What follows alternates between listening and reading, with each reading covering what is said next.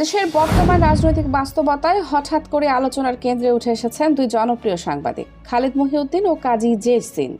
সবকিছুর সূচনা হয়েছিল খালিদ মহিউদ্দিনের এক মন্তব্য থেকে।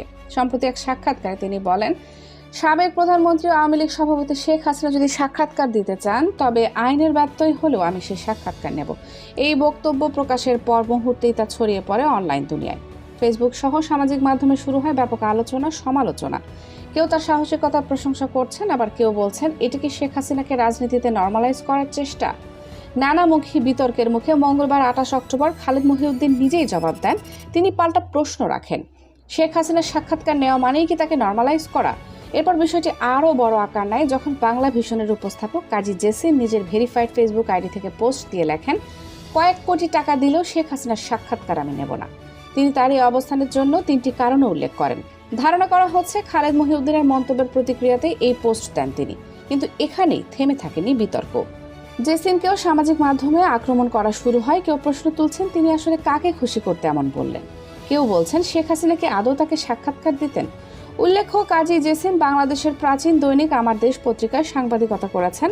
তার সঞ্চালনায় একসময় প্রচারিত বাংলা ভিশনের talk show face to face আলোচনা এসেছিল, যখন ১/১১ আমলে ঢাকা বিশ্ববিদ্যালয়ের অধ্যাপক ও সাবেক রাষ্ট্রপতি ইয়াজউদ্দিন আহমেদের সাক্ষাৎকার প্রচারের পর সৃষ্টি হয় তুমুল বিতর্ক।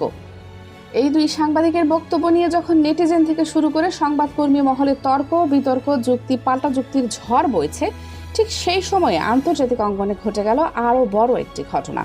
একই দিনে বিশ্বের ৩ প্রভাবশালী গণমাধ্যম রয়টার্স, এএফপি এবং দ্য ইন্ডিপেন্ডেন্ট একযোগে প্রকাশ করল শেখ হাসিনার ইমেইল সাক্ষাৎকার।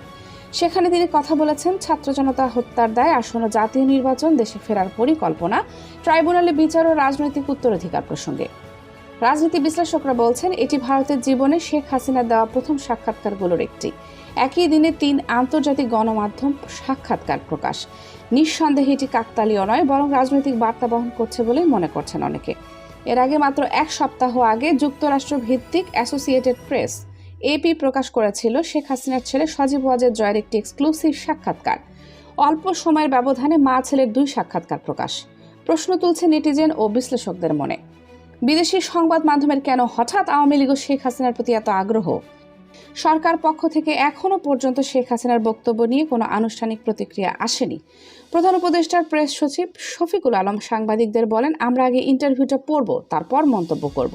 3টি সাক্ষাৎকারে শেখ হাসিনা প্রায় একই ভাষায় বলেন, ছাত্র জনতা হত্যার দায় মাঠ পর্যায়ে থাকা আইন শৃঙ্খলা বাহিনীর সদস্যদের, তার নয়। তিনি সহিংস বিদ্রোহ দমনকে সাংবিধানিক অধিকার হিসেবে বর্ণনা করেন এবং অন্তর্ভুক্তিমূলক নির্বাচন চান। তার ভাষায়, আওয়ামী লীগকে নির্বাচনে অংশ নিতে না দিলে দেশে বিভাজন আরও গভীর হবে। রয়টার্সের প্রতিবেদনে উল্লেখ আছে, নয়াদিল্লি থেকে ইমেইল এই সাক্ষাৎকার নিয়েছেন সাংবাদিক কৃষ্ণা এন দাস, সরিতা চাগান্তি সিংহ ও রুমা পাল। এএফপি ও দ্য ইন্ডিপেন্ডেন্টেও প্রকাশিত হয় লিখিত ফরম্যাটে। সব মিলিয়ে একদিকে দেশীয় সাংবাদিকদের মধ্যে সাক্ষাৎকার বিতর্ক, অন্যদিকে বিদেশি গণমাধ্যমের আকস্মিক আগ্রহ।